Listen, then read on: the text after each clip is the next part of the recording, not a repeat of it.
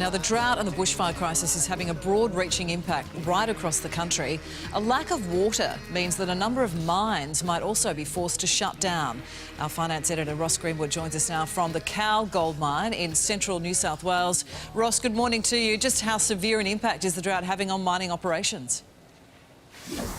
Good morning, Deb. Yeah, well, there are mines around the country right now that are really going to do it tough as a result of water. You don't often associate water and mines together, but certainly mines need water to operate. Now, where we are is basically just outside West Wyalong, so that's about 450 k's as the crow flies west of Sydney. It's a big operation. So this gold mine here, say, for example, from here to the other side of the open pit mine, about 1.2 kilometres. The mine at the moment, 400 metres deep, so it's a big operation. Lots of gold comes out of here. Let's bring in here Craig Fawcett, who's a General Manager of these operations here. Craig, you know, as I say, this is a big operation, 24/7 you're going. Yep. But that is your water. It's important here, isn't it? Because where we are is even right on the edge of a lake. Yep. Not that you use that lake, but that lake as well got no water in it right now. That's right. On the other side of the bund there is the ephemeral Lake Cowal.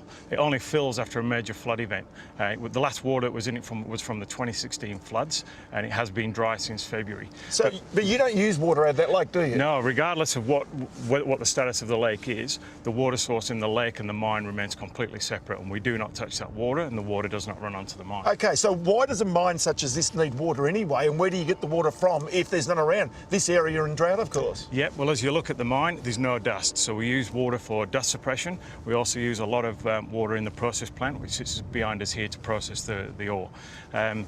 We recycle up to 65% of our water that's on the mine, and any supplemental water that we need, we get from saltwater supplies, which the farmers cannot use, and some freshwater supplies as well. But with a longer-term strategy of moving 100% to saltwater. To saltwater, and of course farmers can't use saltwater, so that's one of the real keys here. The other important part about this is the gold price. And this is the reason why this is so important, why this mine has been developed so much, because the gold price in Australian dollar terms in recent times gone to record levels above $2,200 Australian per ounce. That's the reason why you're going flat out here, pulling as much gold out as you possibly can, aren't you? Absolutely. I mean, Cowal is the 5th largest gold mine in the country. It's one of the lowest cost producers in the country, and we do, regardless of the gold price, we maintain strict vigilance on our costs.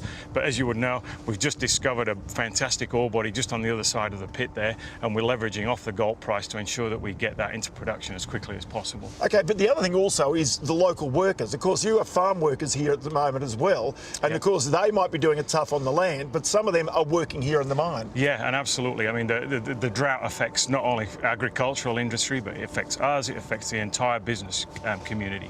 So we are looking at supporting the farmers as best we can through employment and other opportunities to make sure that that the impact is minimised within the community. Yeah, so Deb, you can see just the impact that water, the gold price, all that stuff has on our resources industry. The Minerals Council of New South Wales has brought us out here to show us this today. Just another fact of life here in the bush in Australia, and an important one, especially during these drought conditions as well. Yeah, really interesting take, and so fascinating to see that mine of such epic proportions as well. Good on you, Ross. Thank you so much.